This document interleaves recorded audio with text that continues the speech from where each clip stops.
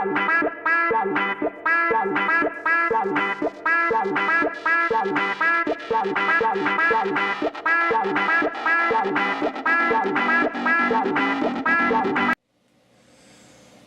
well, taking up from where I left off last time, I'm sorry I ran away with myself a little bit and I've stuck it on because I was having trouble with the buckram and it was just seemed to be soaking in for some reason. I don't know why.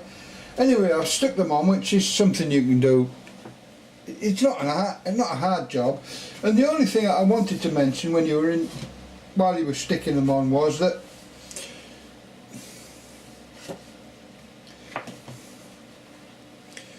I'll just get in a little bit.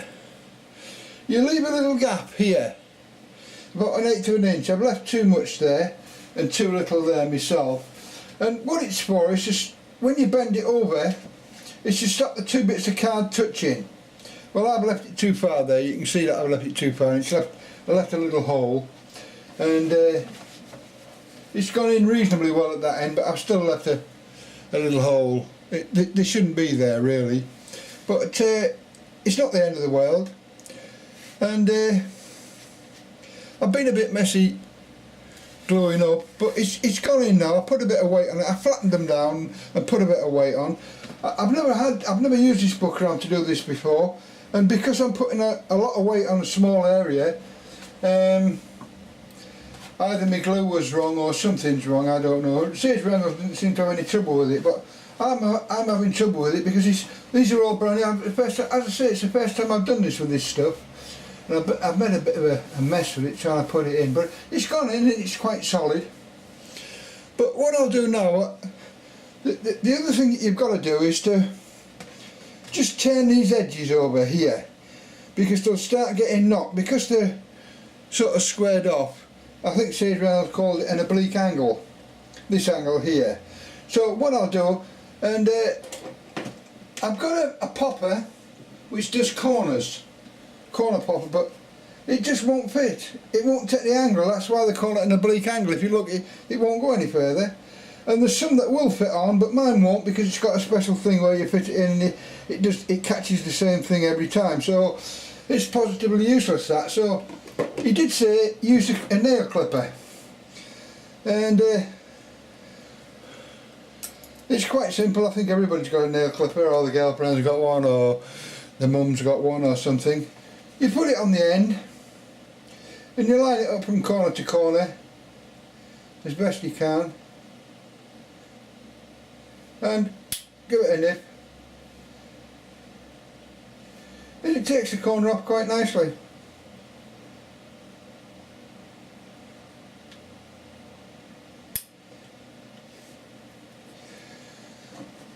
You'll see it takes the corner off quite nicely. And I'll do the same on the other corner. You just keep it on until it's within the jaws.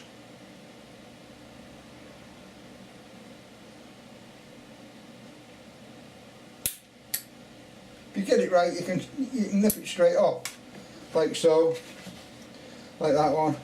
And then I'll do the same on the inside. I should have really done this while it was in, not while it was already on the table. But I'm doing it in position. It's just to show you that you can do it in position. It doesn't make any difference.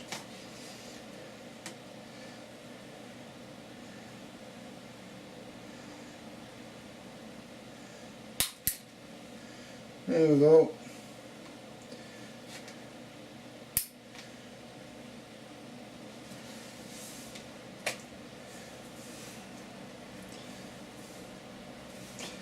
And the same on the other side.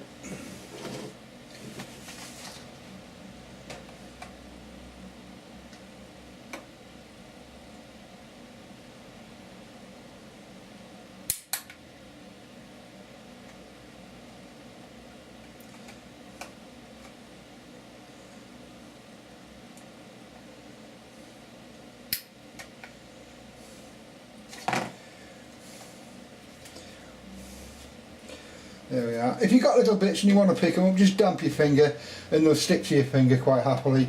That's what I'm doing when I lick my fingers. It's not a nice habit, but it will pick them up. So there you are. You can see I've done the corners. and they're quite reasonable. And what I've got to do now is to back it or line it, and it will bring these edges in, because you can see it's a little bit curled. And once I put the backing on the inside, and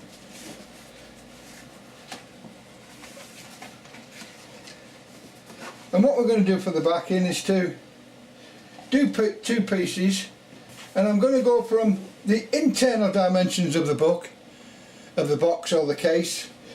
And if you look closely, you'll see that there's a line. It's the first line you go up to, and you go inside that. You don't want anything interrupting the bend of the paper, so you want to do it inside that mark. On the other side as well, on the inside of the bend, the first bend. There's two little bends, one for the top and one for the bottom. Do the bottom one and go about, just, I would say, 1/8 of an inch inside that, to be on the safe side. And then on this one, you go to within 1/8 of an inch of the shape of the book and the edge of the board. I'll have to go out on this. So you'll do a piece to fit inside there, and just go up to the edge, about 1/8 of an inch all the way around, and cut yourself a piece of paper out, and I'll show you how to do that in the next few minutes. Well, I've just cut 2 pieces of paper out while you were away, and I cut it out of this, I think it's called Charisse paper. This is the paper I've got. It is just paper, this, and it's the only thing that I've got that will fit, because the A4 sheets of paper, I've got some lovely pieces of paper to fit in the middle, but the trouble is A4 is too small. I've picked this particular red one, but you can see that it's just too small. It doesn't fit.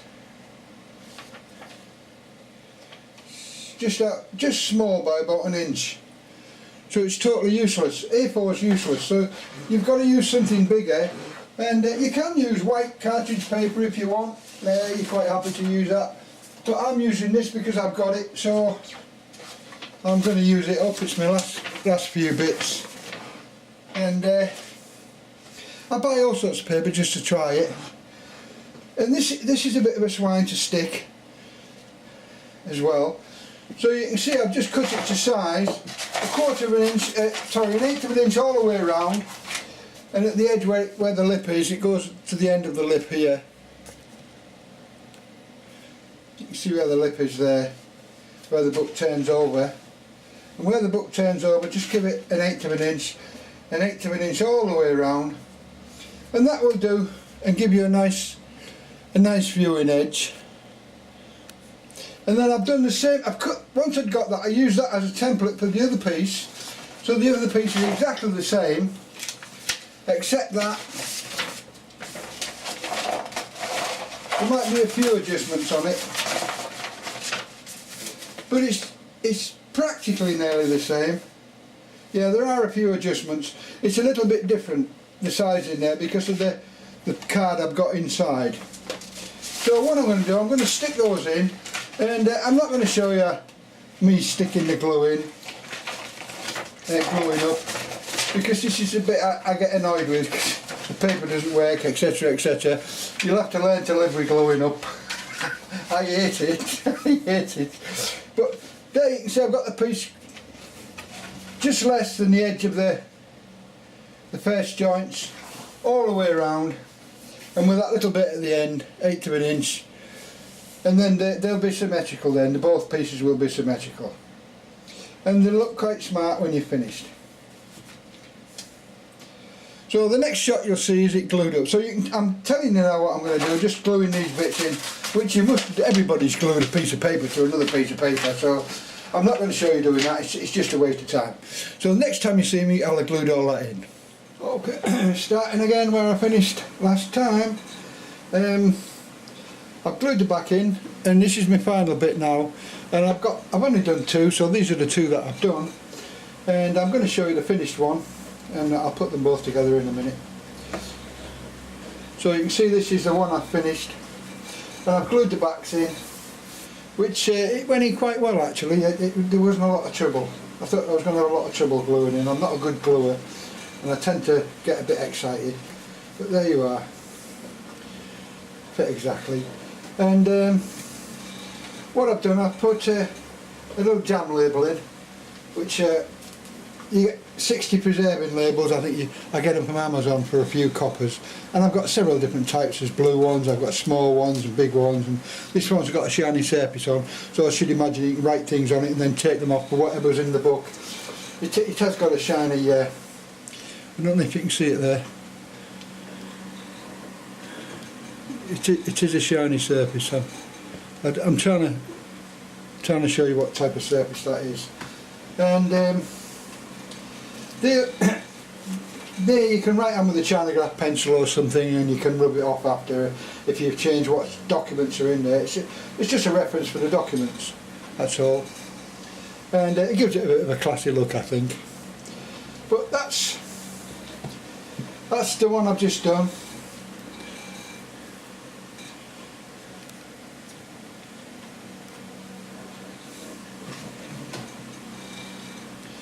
Yeah.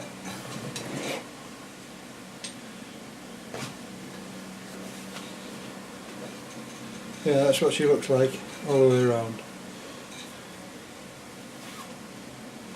There's a couple of mistakes on it and odds and ends, but it's not. Portfolios are not really something I enjoy doing. I'm not too excited about portfolios.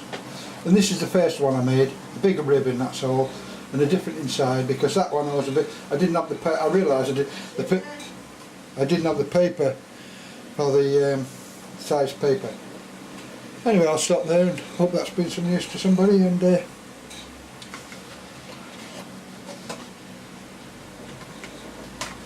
my son-in-law wanted one, so I'm quite happy about that. So my daughter-in-law and my son-in-law wanted one because he works in an office and he's going to put his house documents in there.